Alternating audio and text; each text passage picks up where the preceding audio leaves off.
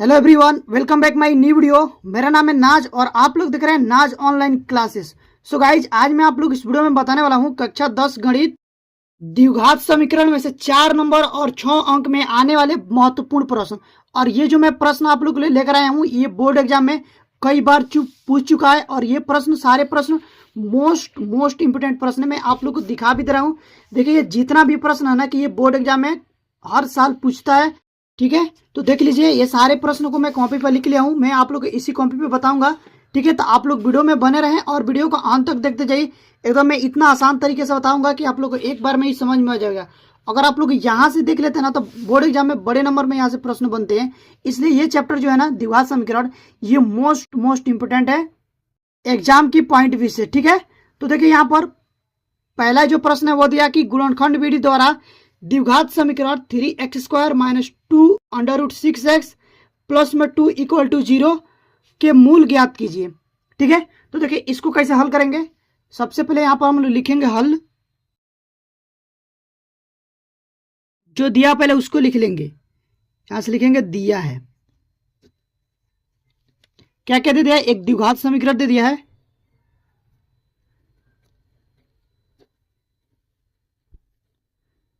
द्विघात समीकरण वो दे दिया 3x² माइनस में 2 √6x प्लस 2 = 0। अब बोला कि इसको गुणनखंड विधि से ज्ञात करना है, ठीक है ना। तो देखिए, गुणनखंड विधि कैसे ज्ञात करते हैं वो जान लीजिए। सबसे पहले हम लोग सीखेंगे गुणनखंड करना, ठीक है। तो अब हम पहले सीख लेते हैं गुणनखंड कैसे करते हैं। तो देखिए, गुणनखंड करने के लिए इसको और इसको एक साथ गुणा करेंगे, पहले वाले को और तीसरे वाले को। देखिए, पहला वाला कितना है 3x² गुणे में 2, तो इसको जब गुणा करेंगे तो कितना आएगा 3 दूना 6x², 6x² आ गया और ये प्लस में आया है ना। तो ये जो बीच वाला जो संख्या है ना, देखो माइनस में 2 √6x हम लोग को सोचना है या फिर निकालना। देखिए, इसको कैसे तोड़ना है कि जोड़ने और घटाने पर तो इतना आना चाहिए, माइनस में 2 √6 और जब उसका गुणा कराए ना तो 6x² आना चाहिए। तो मान लीजिए कि मैं यहां से कोई संख्या लेता हूं, यहां से माइनस में √6, फिर गुणा करेंगे माइनस में √6। जब इसको गुणा करेंगे ना तो माइनस माइनस हो जाएगा प्लस, ठीक है ना, और अंडर हट जाएगा तो यहाँ से हो जाएगा 6, ठीक है। उसी प्रकार से अगर मान लीजिए कि यहाँ पर माइनस हम √6 और फिर माइनस में √6 करते हैं, इन दोनों को जब जोड़ेंगे ना तो यहाँ से आ जाएगा माइनस में 2 √6 आ जाएगा ना, ठीक है। अब क्या रखेंगे, माइनस में √6 और माइनस में √6, तो यहाँ पर रख लेंगे, ठीक है। तो देखिए, ये हो जाएगा 3x² माइनस में √6, इसके जगह पर रख लेंगे x, ठीक है ना, फिर माइनस में √6x प्लस 2 = 0। अब देखिए, अगर मान लीजिए यहाँ पर 3 है तो 3 को हम ऐसे लिख सकते हैं, 3 को हम ऐसे लिख सकते हैं √3 गुणे में √3, इसका मान 3 ही आएगा। तो 3 की जगह हम √3 गुणे √3 भी रख सकते हैं, ठीक है ना। और 2 की जगह पर हम ये भी रख सकें √2 गुणे में √2। अंडर के फॉर्म में हम लोग इसको पहले चेंज कर लेंगे, ठीक है ना। तो ऐसे पहले चेंज कर लेते हैं, ठीक है। देखिए, तो यहां से हम लोग लिख सकते हैं √3x फिर गुणे में √3x। तो ये जब दोनों को गुणा करेंगे तो हो जाएगा 3x², फिर माइनस में इसको भी चेंज कर लेंगे √3 और गुणे में √2x, ठीक है। जब गुणा कराएंगे ना तो यहां से हो जाएगा 3 दूना 6 √6 आ जाएगा। फिर इसको वैसे ही तोड़ेंगे, माइनस में √3 गुणे √2x, और 2 को तो अभी मैं बताया कि इसको ऐसे चेंज करना है, प्लस है तो प्लस √2 गुणे में √2 बराबर 0। इतना तक समझ गए ना। अब देखिए, अब इसको एक साथ लेंगे, ठीक है, एक जोड़ बनाएंगे और इसको एक साथ जोड़ बनाएंगे। पहले इधर साफ साफ लिख लेता हूँ, उसके बाद आपको बताऊंगा, ठीक है। तो यहाँ से हम लोग देखते हैं, देखिए अंडर क्या 3x गुणे √3x माइनस में √3 गुणे में √2x, ठीक है। माइनस है तो माइनस, फिर यहाँ से √3 गुणे √2x प्लस √2 गुणे √2 = 0। तो इसको एक साथ लेंगे, यहाँ तक फिर यहाँ तक इसको एक साथ लेंगे। अब इन दोनों में हम लोग को देखना है कि कॉमन क्या है।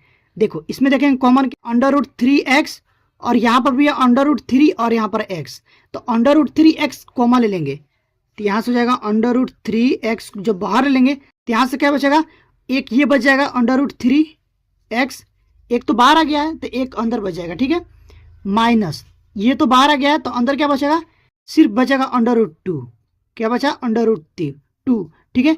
यहाँ पर माइनस है तो माइनस बाहर लेंगे, जब माइनस बाहर लेंगे और इन दोनों में देखेंगे कॉमन क्या है, तो इसमें देखो √2 है और यहाँ पर भी √2 है, ठीक है ना, तो इन दोनों में √2 कॉमन है, तो यहाँ से माइनस में √2 कॉमन लेंगे तो यहाँ से क्या बचेगा √3 और ये x बच जाएगा, ये बाहर आ गया है तो यही 2 बचेगा, ठीक है, और माइनस में बाहर लिए तो अंदर का चिन्ह बदल जाएगा, तो ये हो जाएगा प्लस है तो माइनस हो जाएगा, ठीक है। और उसके बाद क्या हो जाएगा, यहाँ पर देखिए √2 = 0। अब क्या करेंगे, इन दोनों को, ये दोनों सेम है तो इसको एक बार लिख लेते हैं, तो हो जाएगा √3x माइनस √2 और एक ब्रैकेट में √3x माइनस √2, इसको एक साथ रख लेंगे, ठीक है। अब देखिए एक बार हम क्या करेंगे, √3x माइनस √2 बराबर 0 करेंगे तो यहाँ से हो जाएगा √3x बराबर, यहाँ पर देखो ये माइनस में है ना, इस साइड आगे क्या हो जाएगा प्लस में हो जाएगा, तो ये हो जाएगा √2। अब यहाँ से x बराबर क्या आ जाएगा √2 बटे √3, ठीक है। ठीक इसको भी वैसे ही लिखेंगे, ये हो जाएगा √3x माइनस √2 = 0, तो यहाँ से भी आएगा √3x बराबर √2, तो x बराबर हो जाएगा √2 बटे में √3, और ये जो इसका मूल जो है ना वो समान मूल आएगा, ठीक है। देखो बोला था मूल ज्ञात करने के लिए, तो मूल बराबर क्या हो जाएगा, ये हो जाएगा √2 बटे √3 और एक मूल आ जाएगा √2 यानी कि दोनों मूल समान आया है, तो यहाँ से लिखेंगे दोनों मूल समान है, दोनों मूल समान है, ठीक है, और यहाँ पर हो जाएगा आंसर। तो इतना तक समझ गए। अब हम लोग चलेंगे अगले प्रश्न पर। देखिए यहाँ पर नेक्स्ट प्रश्न जो है वो देखियो, प्रश्न बोला है 2 क्रमागत धनात्मक पूर्णांकों का गुणनफल 306 है, हमें पूर्णांकों को ज्ञात करना है। तो इसको देखिए कैसे ज्ञात करेंगे, यहाँ से पहले लिखेंगे हल लिखने के बाद जो ज्ञात करना है उसको मान लेंगे। क्या मान ज्ञात करना, हम लोग को 2 क्रमागत धनात्मक पूर्णांक ज्ञात करना है, तो यहाँ से लिखेंगे माना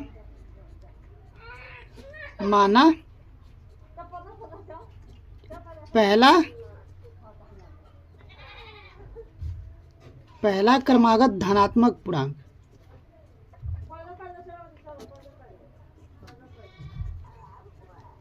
धनात्मक पूर्णांक इसको x, ठीक है, तथा दूसरा हो जाएगा दूसरा क्रमागत धनात्मक पूर्णांक हो जाएगा x और प्लस में 1। क्रमागत का मतलब होता है लगातार, क्रमागत का मतलब होता है क्या, लगातार। जैसे मान लीजिए कि पहला जो क्रमागत होगा ना, अगर पहला क्रमागत 2 हो गया तो जो दूसरा होगा वो क्या हो जाएगा 2 + 1 हो जाएगा। अगर पहला 1 है, क्या बोला, पहला 1 है तो दूसरा क्या हो जाएगा 1 + 1, ठीक है, यानी कि 2 हो जाएगा। क्रमागत का मतलब होता है लगातार, ठीक है, समझना।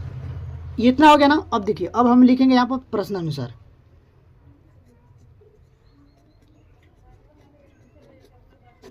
प्रश्नानुसार का मतलब होता है कि प्रश्न के अनुसार।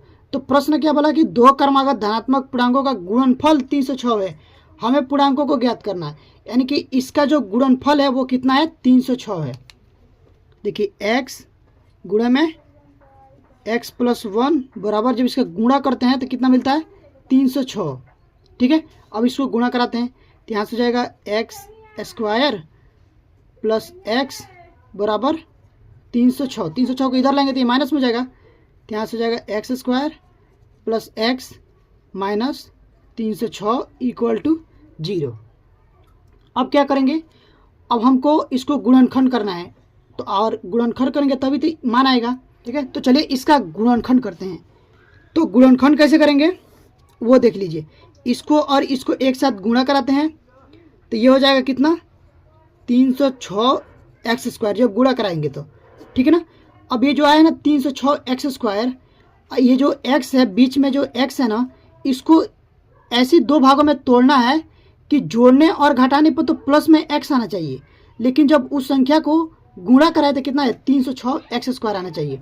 ठीक है, तो ऐसा मान लीजिए कोई दिमाग में अगर क्लिक हो जा रहा है तो ठीक है, नहीं होता तो क्या करेंगे 306 को हम फैक्टर कर देंगे। ठीक है, तो ठीक है ना। तो देखिए इसको 2 से काटेंगे, तो जब 2 से काटेंगे तो कितना हो जाएगा 15, 15 दूना 30 और ये हो जाएगा 3 दूना 6। ठीक है, अब देखिए इसको कितने से काटेंगे 3 से ये जाएगा 3 पचे 15, 3 कम 3, फिर ये जाएगा कितना से फिर 3 से ही जाएगा, तो ये जाएगा 3 कम 3, 2 बचा 21 हो गया, 7 त्रिकी 21, 17 बार में। ठीक है, इसको जब गुणा कराएंगे तो यहाँ से हो जाएगा देखो 2 2 3 6 6 3 18, तो हो जाएगा 18 गुणे 17। अब देखिए जब 18 और 17 को गुणा करेंगे ना तो 306 आ जाएगा। ठीक है ना, 306 आ जाएगा। जब 18 में से 17 को घटाएंगे तो यहाँ से अगर मान लीजिए हम यहाँ पर लिखते हैं 18x, ठीक है, और यहाँ पर माइनस में लिख देते हैं 18 नहीं माइनस में 17x, तो जब इसमें से घटाएंगे ना 18x में से 17x को तो यहाँ से बचेगा सिर्फ x, 1x बचता है लेकिन x ही लिखते हैं। ठीक है ना, तो यहाँ पर हम लोग क्या लिखेंगे देखिए ये हो जाएगा एक्स स्क्वायर, प्लस में लाना है तो पहले प्लस वाले को लिख लेते हैं 18x, ठीक, माइनस में 17x माइनस 306 इक्वल टू 0। ठीक है, इन दोनों में कॉमन क्या है x, तो x कॉमन लेंगे तो यहाँ से बचेगा x प्लस 18 और माइनस में यहाँ से 17 कॉमन है, तो माइनस में जब कॉमन ले लेंगे तो अंदर का चिन्ह बदल जाएगा, तो ये हो जाएगा x प्लस 17 जब कॉमन लिए तो ये 18 बार में कटेगा, तो यहाँ से हो जाएगा 18 इक्वल टू 0। अब ये दोनों सेम है तो इसको एक डब्बे में कर लेते हैं, तो हो जाएगा x प्लस 18 और एक डब्बा में x माइनस 17 इक्वल टू 0। अब देखिए क्या करेंगे, सबसे पहले हम लिखेंगे यहाँ से x प्लस 18 इक्वल टू 0, तो यहाँ से जो x का मान आएगा वो आएगा माइनस में 18। ठीक है, लेकिन ये हम लोग नहीं लेंगे क्योंकि बोला धनात्मक पूर्णांक, तो इसको नहीं लेंगे। ठीक है, तो ये हो जाएगा x माइनस 17 इक्वल टू 0, तो x बराबर कितना आ जाएगा 17, ये धनात्मक है तो इसको लेंगे। ठीक है ना, तो ये x का मान आ गया। तो यहाँ से देखिए पहला जो क्रमागत संख्या आ गया x, तो वो कितना आ गया 17 आ गया। ठीक है, तो दूसरा कितना हो जाएगा, पहला 17 है तो यहाँ से x का मान रखेंगे 17 और प्लस 1 बराबर कितना हो जाएगा 18 हो जाएगा, तो वो चीज़ यहाँ पर हम लोग लिख देंगे।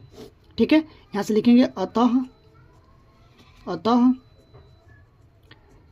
पहला क्रमागत लिख लेना, पहला क्रमागत धनात्मक पूर्णांक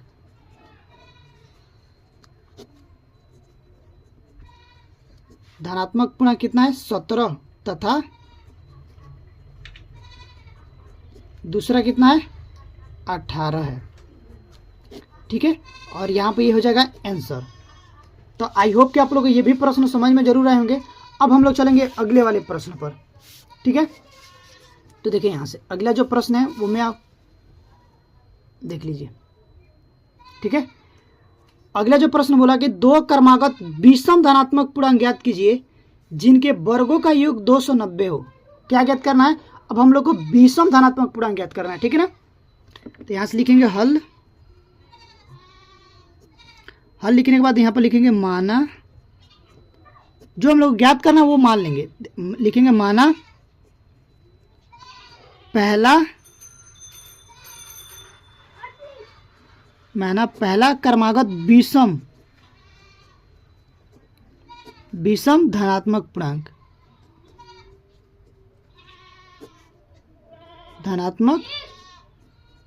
पूर्णांक इसको मान लेंगे x। ठीक है, तथा दूसरा क्रमागत विषम पूर्णांक क्या हो जाएगा, देखो विषम बोला है तो यहाँ से हो जाएगा x प्लस 2। ठीक है ना, ये इतना समझ गए ना। अब देखिए फिर लिखेंगे प्रश्नानुसार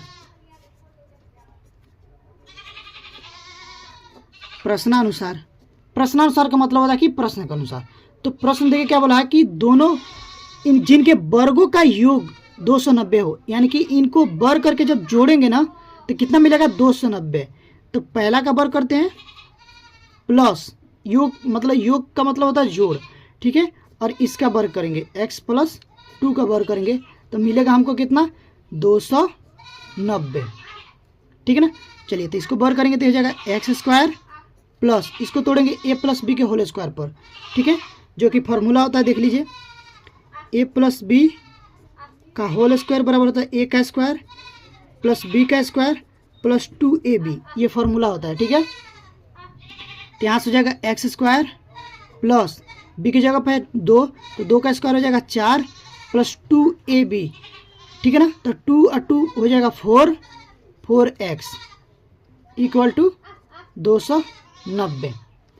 तो यहाँ से हो जाएगा, ये दोनों जुड़ जाएगा तो हो जाएगा 2x स्क्वायर प्लस पहले 4x को लिख लेते हैं, फिर यहाँ से पहले 4 और फिर इसको इधर लाएंगे तो ये माइनस में हो जाएगा 290 इक्वल टू 0। तो यहाँ से हो जाएगा 2x स्क्वायर प्लस 4x, ये घट जाएगा, ठीक है ना, 4 घट जाएगा 290 में से, तो यहाँ से हो जाएगा 286 इक्वल टू 0, ठीक है ना। अब देखिए यहाँ से 2 कॉमन ले लेते हैं, तो यहाँ से हो जाएगा x square plus 2x minus 143 equal to 0। अब 2 को इस साइड लाएंगे तो ये 0 हो जाएगा, ठीक है ना, बटे में 2 होगा तो 0/2 0 ही हो जाता है, तो ये हो जाएगा x square plus 2x minus 143 equal to 0/2, क्योंकि 2 इधर गुणे में इस साइड का भगे में हो जाएगा, तो ये हो जाएगा 0, ठीक है ना। तो यहाँ से हो जाएगा x square plus 2x minus 143 equal to 0।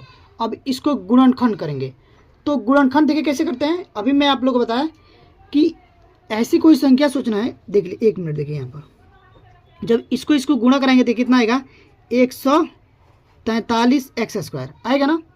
तो हम लोग को ऐसी कोई संख्या सोचनी है कि यहाँ पर जो बीच में दिया है ना प्लस 2x, तो यहाँ से हम लोग देखेंगे प्लस 2x जोड़ने और घटाने पे तो प्लस 2x आना चाहिए, बट उसको जब गुणा कराए ना तो वो 143 एक्स स्क्वायर आना चाहिए, ठीक है।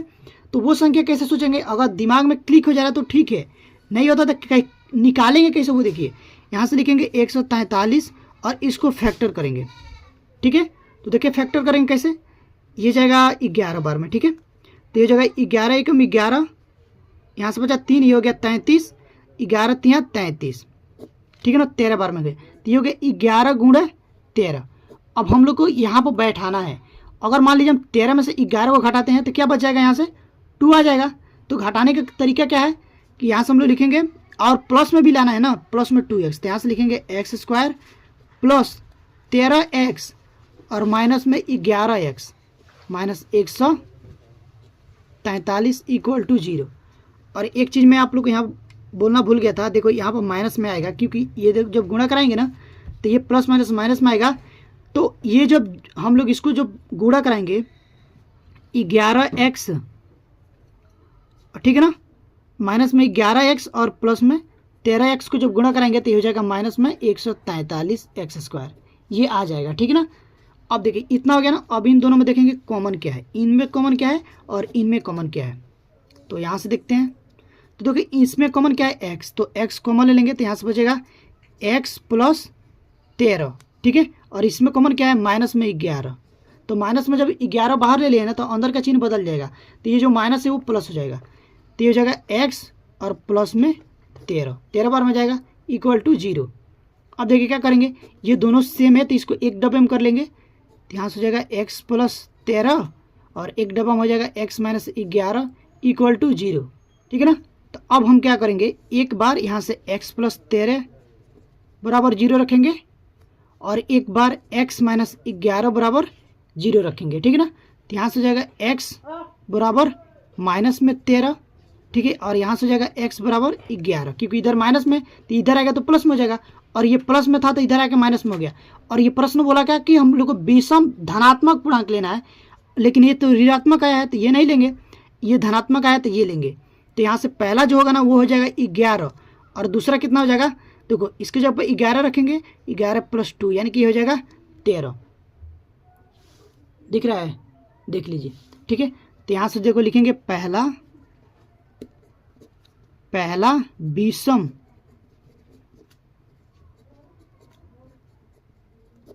धनात्मक पूर्णांक कितना हो जाएगा 11, और दूसरा कितना अगर और दूसरा हो जाएगा,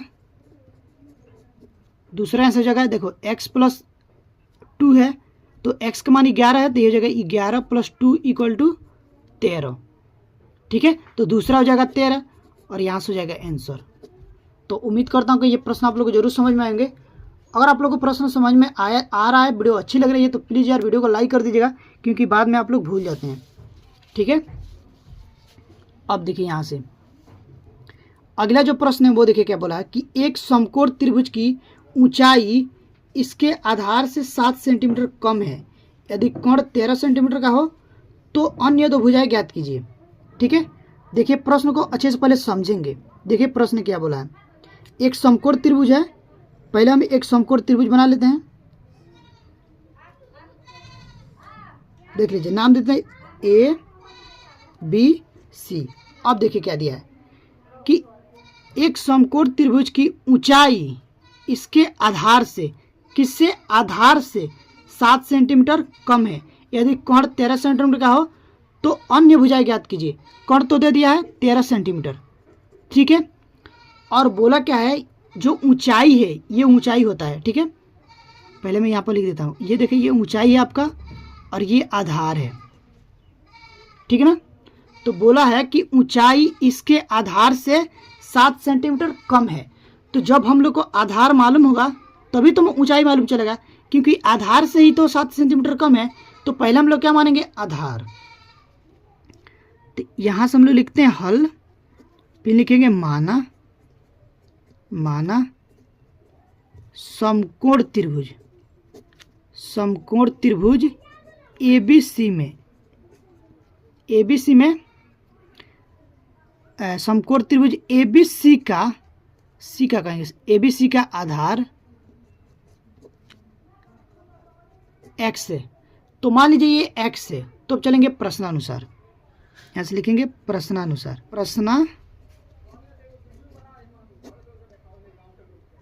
प्रश्नानुसार। तो देखो प्रश्नानुसार का मतलब होता है कि प्रश्न के अनुसार। तो प्रश्न क्या बोला है कि आधार से ये ऊंचाई जितना है ना वो 7 सेंटीमीटर कम है। अगर मान लीजिए आधार x है तो ऊंचाई कितनी हो जाएगा, x माइनस 7। समझ गए ना, इतना तक समझ गए। अब देखिए तो यहाँ से हो जाएगा आप लोग का जो ऊंचाई है वो हो जाएगा ऊंचाई बराबर x माइनस 7। तो अब देखिए प्रश्न में क्या बोला है कि अन्य भुजाएं ज्ञात कीजिए।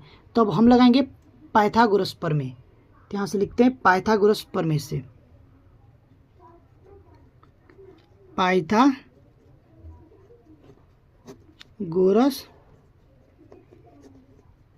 प्रमेय से। तो पाइथागोरस प्रमेय क्या बोलती है, देखो कोण का वर्ग बराबर होता है आधार का वर्ग प्लस लंब या फिर ऊंचाई, एक ही होता है। ठीक है ना, तो यहाँ से हो जाएगा लंब का वर्ग, लंब बोले तो ऊंचाई। ठीक है, तो देखो कोण क्या है 13, तो ये हो जाएगा 13 का वर्ग बराबर आधार क्या है x, तो x का वर्ग प्लस ऊंचाई क्या है x minus 3, sorry x minus 7, तो इसका वर्ग हो जाएगा। तो यहाँ से देखो 13 का वर्ग होता है 169, यहाँ से हो जाएगा एक्स स्क्वायर प्लस इसको तोड़ेंगे a माइनस बी के होल स्क्वायर पर। अगर फॉर्मूला नहीं पता तो मैं लिखा दे रहा हूँ। देखो ये होता है a माइनस बी का होल स्क्वायर बराबर a का स्क्वायर प्लस b का स्क्वायर माइनस 2ab। ठीक है ना, अब देखिए यहाँ से हो जाएगा एक्स स्क्वायर प्लस 7 का वर्ग, ये हो जाएगा 7 सत्ते 49 माइनस 7 दूना 14, 14x हो जाएगा। ठीक है, अब देखिए यहाँ से हो जाएगा 169 बराबर, इसको जब जोड़ेंगे तो हो जाएगा 2x स्क्वायर प्लस 49 माइनस में 14x। ठीक है, अब देखिए यहाँ से पहले इसको लिख लेते हैं पूरा को, यहाँ से लिखेंगे 2x स्क्वायर, ठीक है ना, माइनस में 14x प्लस 49, और इसको इस साइड लाएंगे तो ये हो जाएगा माइनस में। ठीक है ना, तो ये हो जाएगा माइनस में 169 इक्वल टू 0। ठीक है ना, अब देखिए यहाँ से हो जाएगा 2x स्क्वायर माइनस 14x, इसको जब घटाएंगे, ठीक है, जब इसको घटाएंगे तो कितना आएगा, देखो 169 में से जब 49 को घटाएंगे तो यहाँ से हो जाएगा 120, माइनस में आएगा 120 इक्वल टू 0। अब इसमें देखो तीनों में 2 कॉमन है तो 2 कॉमन लेंगे तो यहाँ से हो जाएगा एक्स स्क्वायर माइनस में 7x और ये हो जाएगा माइनस में 60, ठीक है ना, इक्वल टू 0। तो यहाँ से हो जाएगा x square minus 7x minus 60 equal to 0/2, तो ये हो जाएगा 0।